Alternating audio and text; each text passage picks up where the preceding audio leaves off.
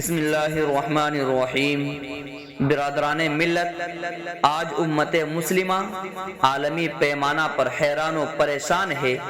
یہودیت کا اژدہا اس کو ڈسنے کو تیار بیٹھا ہوا ہے، نصرانیت کا بھیڑیا اس کو نگلنے کی کوشش میں ہے، کفر و شرک کا فرعون اس کا پیچھا کر رہا ہے، اور ستم بالائے ستم یہ کہ کوئی مسیحا و موسیٰ نہ اب نظر آ رہا ہے اور نہ مستقبل میں توقع ہے۔ ایسے پرآشوب و پر خطر اور پر فتن دور میں ایک آواز تو یہ آتی ہے، جو ہو رہا ہے اسے دیکھتے رہو چپ چاپ، جو ہو رہا ہے اسے دیکھتے رہو چپ چاپ، یہی سکون سے جینے کی ایک صورت ہے۔ لیکن مجھے اور شاید آپ کو بھی اس سے اتفاق نہیں ہے، کیونکہ ظالم کے سامنے چپ رہنا یہ خود اپنے آپ پر ظلم کرنا ہے۔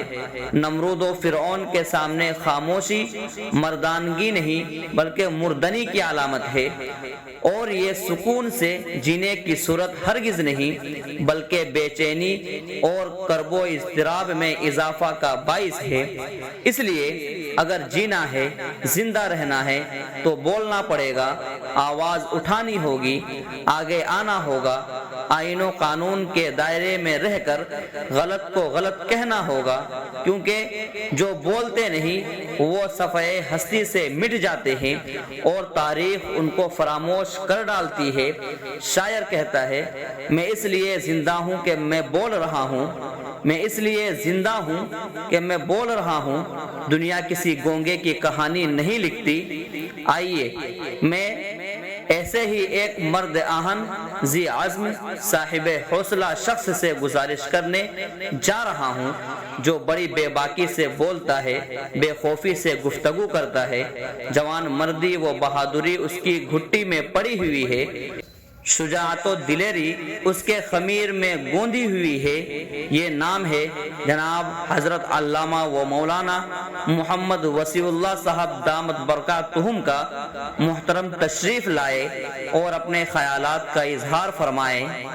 عقابی روح جب بیدار ہوتی ہے جوانوں میں، عقابی روح جب بیدار ہوتی ہے جوانوں میں، نظر آتی ہے ان کو اپنی منزل آسمانوں میں۔